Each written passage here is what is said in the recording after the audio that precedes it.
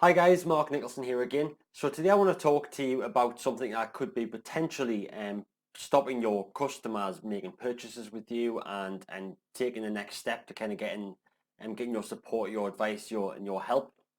And that is the fact that whenever somebody sees money or an exchange of money, whenever somebody sees that they're going to have to spend some type of money or potentially even give their details away to receive something for free even, there's always they always associate this with risk.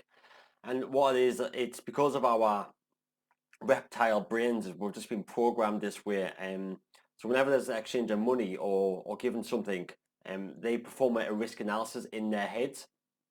And the typical act of selling something is the number one buying blocker in your prospects because of this whole lizard brain, which I know it's a funny terminology, but it's kind of like what it's called scientifically, lizard brain, reptile brain.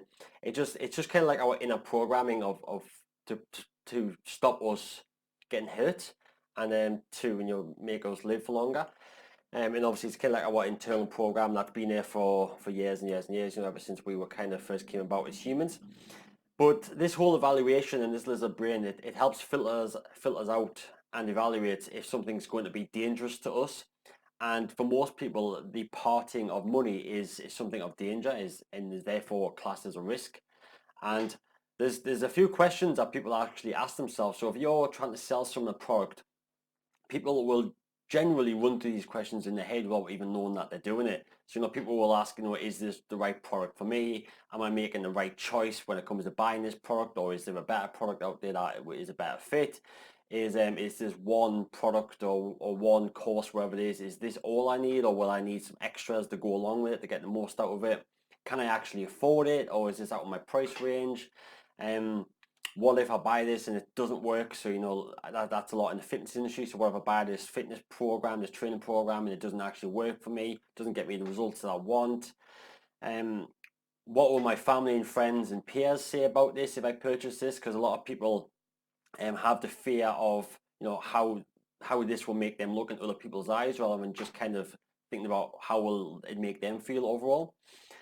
And do I know enough about this person or company that's selling this thing to me? So this is quite big, obviously, in branding in our day and age now, because obviously we've kind of moved more towards personal branding and moved away from company branding and more towards personal branding. So you'll even see the big companies now actually getting their employees to create their own personal brand as well on behalf of the company.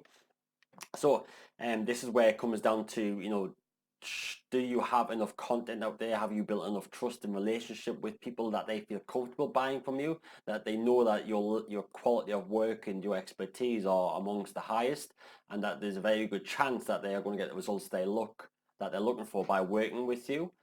And is this the right version of the product? Will it take up much of my time? So that's, again, it's like a time factor. Have I got time for this? And is it easy to use? So if you're selling something which is difficult, I mean, let people know it's difficult. Don't like, you want to be answering these questions when it comes to your sales pitch and your sales copy on your landing page. And this obviously helps them clear it up.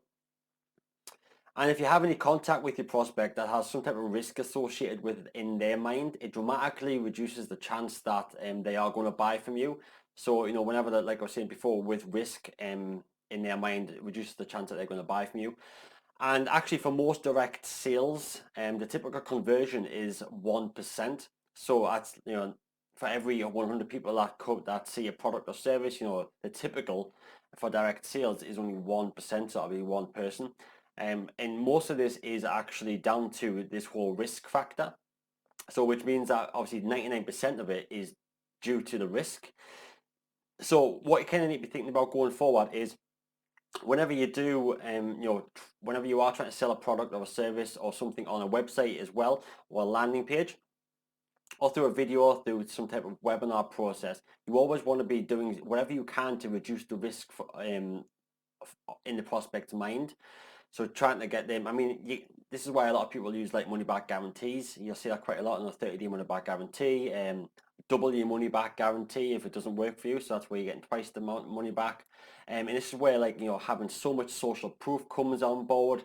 Why experts now are producing so much content. So getting so many videos out there, putting blogs out there doing podcasts, joint ventures, and all this kind of just builds up the expertise and the branding of the person trying to sell the product.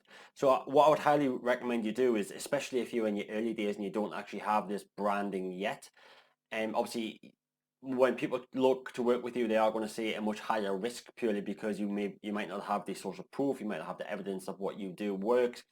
So before you actually start thinking about trying to sell things, you want to be immediately trying to think about how you can reduce the risk of what on behalf of your prospect to work with you. So that might be, maybe it's working at a lower cost compared to what they would get elsewhere. That's something that's possible. This is just for your early days as well, or like some type of money back guarantee. They're just examples, but I'm sure obviously you can be more creative and have a think about it yourself. So just whenever you are kind of going forward with this, whenever you are trying to sell a product, capture a lead, and build a list of people, or just obviously just try and think about it from your customer's point of view and those type of questions that I said before. So I'll go over them again. So is it right for me, this product or service that I'm looking to get? Am I making the right choice? Is this all I need? Can I actually afford it?